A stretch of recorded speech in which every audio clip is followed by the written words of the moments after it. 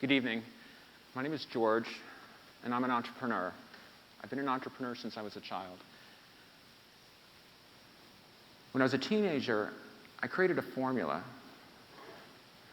and I thought with this formula, I could accomplish anything.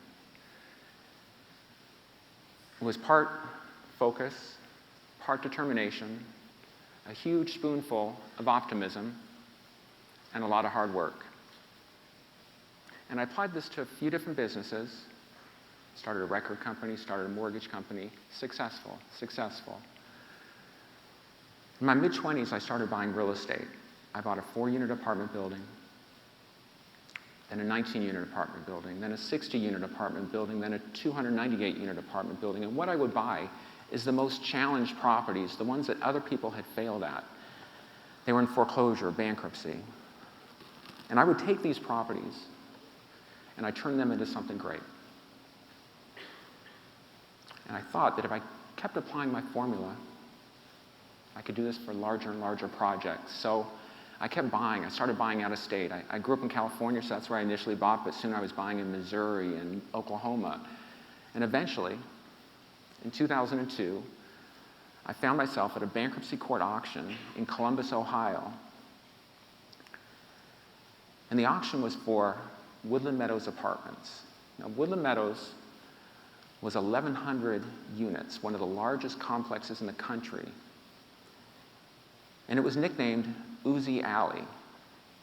Now, the reason for that was that the property was infested with gangs, drugs, prostitutes. But I thought, if I applied my formula, focus, determination, optimism, and hard work, that I could turn this property around. And I remember after I won the property, as I exited the courthouse, I called my friend, Brad, and I said, I felt really good. I felt I'd done good so far, but this is going to be it. This is going to put me on the major stage. I called my friend and I said, I'm in Kobe's league now, referring to Kobe Bryant, the Los Angeles Lakers star. And I really thought that this was going to be it. I was maybe a little bit naive, and this will sound it, but I went out to the property, and I talked to some of the gang members, I talked to some of the drug dealers, some of the prostitutes, and I said, hey, I have a vision that is going to make this property great, but I need your help. I will partner you with contracts. I'll partner you with office staff. We will give you skills to give you jobs at the property, and you're going to be part of this renovation. And not all of them bought into it, but some of them did. And we underwent this program over 2 years.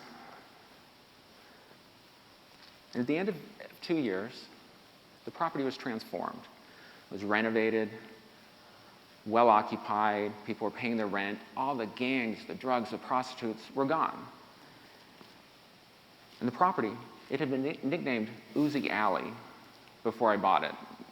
And now, after 2 years, Uzi Alley was dead.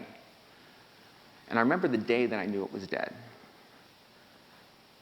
A flight attendant for Southwest Airlines came to the property, was interested in a place to stay. She looked around. It was well located. The unit was nice, spacious, and she said, I want to move in. And at that point, Uzi Alley was dead, and we had Woodland Meadows. Success. I was ready for another challenge. But 2 weeks later, I had a call that started the greatest challenge of my life. And it was on Christmas Eve, 2004. The manager from Woodland Meadows called, and I'd gone home to spend Christmas with my parents and my siblings in Los Angeles. So the manager called frantically and said, there was an ice storm out here last night. The property's devastated. And I'm from California, so you say ice storm, and it doesn't really register that that's much of a big deal. You don't have ice storms in California. But he went on to relay the following. Temperatures -8 degrees outside. The power was knocked out to more than half the city of Columbus, including, unfortunately, Woodland Meadows. Once the power went down, the boilers that supplied heat to all the apartments, they went down too. And once the heat went down, all the pipes that provide water to these units, they all froze. So we had thousands of people living at this property with no heat, no power, and no water, and temperatures sub-zero. The next day I flew back, and as I walked around the property before going into the office, and I looked around, and there were light poles down into buildings, light poles just down, and it looked bad, but it didn't look that bad. There was so much snow on the ground that actually it looked kind of like a nature park. It was really a very pretty property. But as I got into the office, all the tenants and employees were coming in. What are we going to do? At this point, the power was still out. And it ended up being out for 4 days. But we had insurance. We had almost $50 million in insurance. So I called the insurance carrier and said, hey, we have a situation here. What are we going to do? And they sent someone out, and they said, they looked around, and they said, okay, we're going to get back to you. And the next day they called, and they said, the loss isn't covered. You have no insurance. And I said, well, why is that? We have $50 million in insurance. And they said, well, no, the damage was caused by the boilers, and what you needed to have was boiler endorsements. So you don't have boiler endorsements, hence you have no coverage. So I got on the phone with my attorney and said, hey, here's the policy, here's what they're saying. And he said, you're covered, you're going to get money. They're just making excuses to not get you as much money. And so we filed a lawsuit against the insurance company. And by this point, I owned about 4,000 apartment units across the country, and all my other properties were doing well. So I had to do something for this property to start getting it renovated. So I started taking loans out on my other properties, the ones that were doing well. I took out loans and used that money to fund the renovation of Woodland Meadows, thinking that, well, as soon as I get this insurance settlement, eventually I'm going to settle with them, then I can pay back all these loans. And initially, we thought that the damage was maybe $4 or $5 million. But then we spent $4 or $5 million, and there was still a lot of work to do. We kept finding more and more damage that had been inflicted on our property. So soon we were at $10 million. And by summer,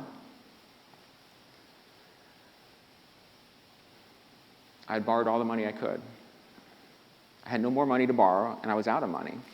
And the insurance company still wasn't paying. And so the 200 people that we had each day working at the property had to shrink that down to 20. But we still had people working at the property. So I said, okay, we're going to do this. My formula, focus, determination, optimism, and hard work, it was still with me. I was going to make this thing work. But I only had 20 people.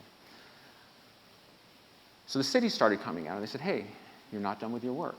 What's going on? And I said, well, we're suing the insurance company. It's taking a long time. We're still working. We're making progress. I'm going to get this done. I'm certain we're going to get this done. They said, well, we want you to come down for weekly meetings with the city to update on your progress. And I said, sure, we'll do that. And that's what we did. And each week I'd go down, I'd update them on our progress, and they seemed satisfied. But one day, I went down in November of 2005. I went down for my weekly meeting with the city, and the demeanor had changed. They said, we're going to shut down Woodland Meadows. Now, at that point, I was exhausted. Financially, I was fraying. I really was on financial fumes. And physically, I was exhausted. And I'll tell you, for the first time in my life, I thought that my formula might not work. And to tell you the truth, I couldn't respond. I really felt like I wanted to cry. But I was in this meeting, So they told me, we're going to shut down Woodland Meadows. We're going to set up a relocation center at the property next week. And their justification for this was that one of their inspections, they had turned up a construction defect, a shortcut that was done by one of the prior owners to the property. And as a result of this defect, or shortcut, the buildings, and we had 122 buildings, they were all subject to imminent collapse. Now, the work was done almost 15 years before, so it seemed ludicrous. So I hired an engineer, and the engineer came out, did the study, and said, there's no problem. These aren't subject to imminent collapse. So I called my attorney, and my attorney said, we devised a plan. We said, we're going to go to court. We're going to get a temporary restraining order against the city. And we're going to bar the city from shutting down Woodland Meadows. We're going to bar the city from vacating this property. And the city came out, and they issued 3-day evacuation notices saying that we're going to evacuate this property under this falsehood of this imminent collapse story. But we went into court, and in court, the city conceded that they really didn't have a basis for their argument. So we agreed that we would take, over the next 6 months, we would complete this property. And if I could do it in 6 months, then the city would back off. Now, I told my attorney, make the best deal you can with the insurance company, and let's use that money. We're going to finish this thing up and put this all behind us, and we're going to make Woodland Meadows great, even better than before, and my formula is going to work. Now, the problem is,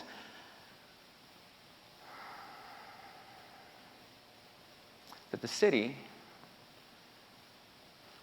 went to HUD and asked HUD to terminate our Section 8 contracts. More than 40% of the units there were occupied by Section 8 tenants. The other 60% were occupied by market rate units.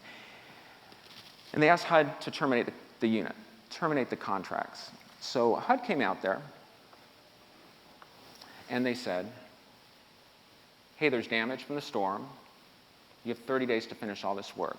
Now, we had just agreed with the city and the court that we had 6 months to complete the work. And we made a deal with the insurance company to settle the loss for $32 million. Now, $32 million, you say, that's a lot of money, and by all accounts, it's a huge amount of money. But we spent 45. So we had spent $45 million to get 32. It was welcome, but it wasn't going to be enough. But we took it anyway. We started working. But now HUD was out there saying you have 30 days to finish the work. Now, I was back up to 200 people a day. So I made it 300 people a day working at the property to restore the property. But on the 30th day, HUD came out and said, you're not done. Your contracts are terminated. 6 months later, the property was vacant. The property was shortly thereafter demolished by the city, and the city eventually took ownership of the property. I lost Woodland Meadows, and all those properties that I had borrowed money on to put together Woodland Meadows, I lost all those too. In fact, over 18 months, I went from owning 4,000 apartment units, having a net worth of tens of millions of dollars, to having a zero net worth, and actually a negative net worth, because I had almost, even after losing everything, I had almost $26 million in debt. And in that final 6 months, everything went wrong. I was arrested.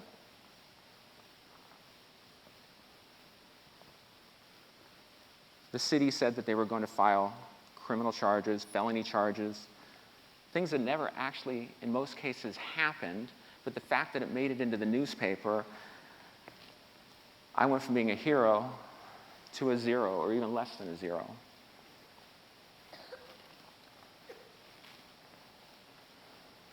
And so as I look back, I had to move out. I was the last person to move out of Woodland Meadows, and at that point, everyone else had gone.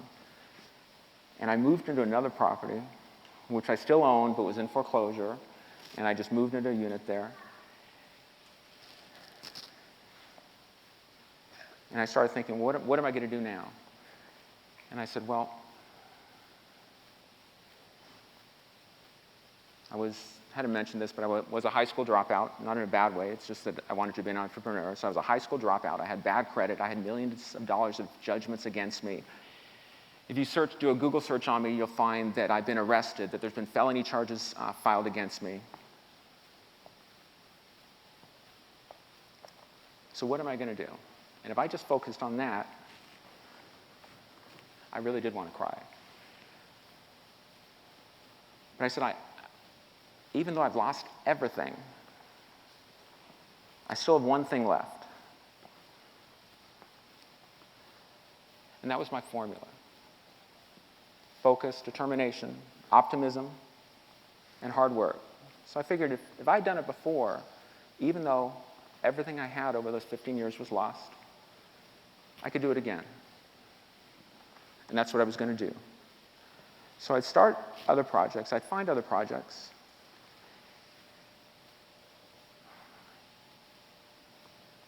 But this time I had no money. So I had to go to investors, to partners, and say, hey, I have this project.